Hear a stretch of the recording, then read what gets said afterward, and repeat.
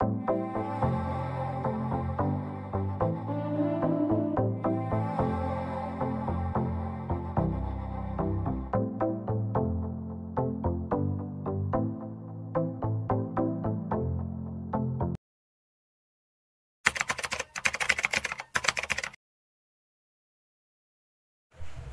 usaha sebelum dan sesudah adanya pandemi sih nggak ada dampak, kurang lebih sih nggak ada dampak sama sekali.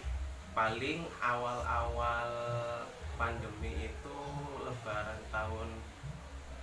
2 tahun yang lalu itu agak menurun. Jadi biasanya itu untuk penjualan rata-rata per harinya itu 15 kilo, sekarang paling turun nggak nyampe 10 kilo.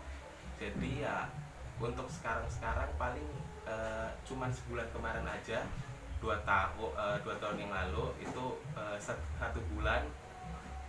Untuk selanjutnya sih nggak ada masalah. Jadi kalau untuk apa ya, strateginya nggak ada strategi sih, paling cuma ngandelin produk aja, dalam artian itu menjaga kualitas produk. Jadi nggak ada yang ditambahin, nggak ada yang dikurangi, tetap intinya.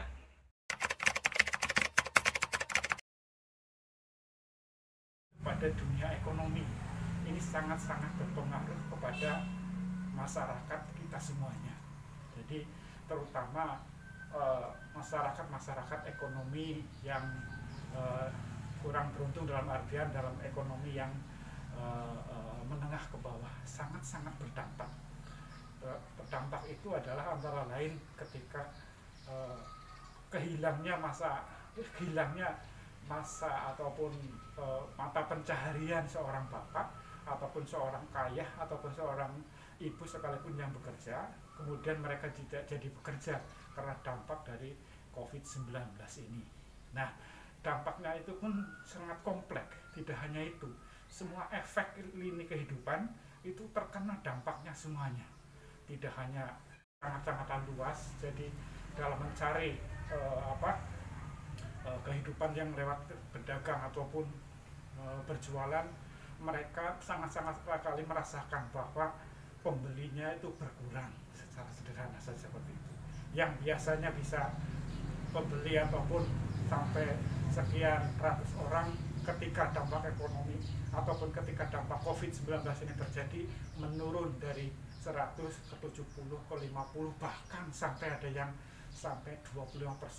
Sedangkan penghasilannya pun hanya 10% dari omset yang biasa terjadi dalam 1 bulan. Nah, inilah dampak-dampak yang ada pada perekonomian kita. Itu di lini sektor ekonomi secara keseluruhan.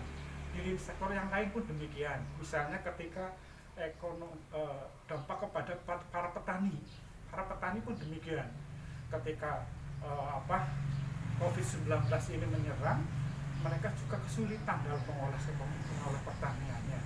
Mereka kesulitan dalam bidang pupuknya, kesulitan dalam bidang gerak hidupnya karena geraknya dibatasi.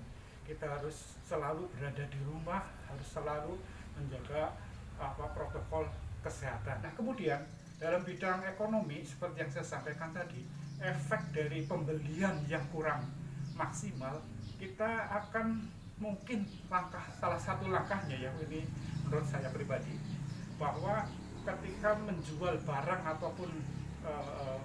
ataupun minuman, kita menggunakan sistem COD, yaitu ketika itu kita tebarkan nomor HP kita ataupun kita sebarkan nomor HP kita untuk masyarakat, sehingga masyarakat tahu bahwa misalkan saya berjualan pisang goreng lah, jadi tadi contoh seperti itu, saya berjualan pisang goreng, kemudian pisang goreng saya diupload ke media sosial ataupun apalah namanya, WA ataupun apalah namanya, kemudian yang beli memesan kepada saya untuk minta diantarkan kepada sang pembeli. Itu mungkin salah satu solusi dari dampak ekonomi dalam bidang perdagangan lah, salah satunya seperti itu.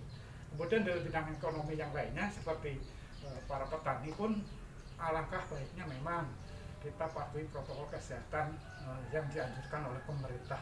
Bagaimanapun walaupun kita berada di pertanian ataupun di sawah, ya kita melaksanakan protokol kesehatan dengan sebaik-baiknya untuk menjaga kesehatan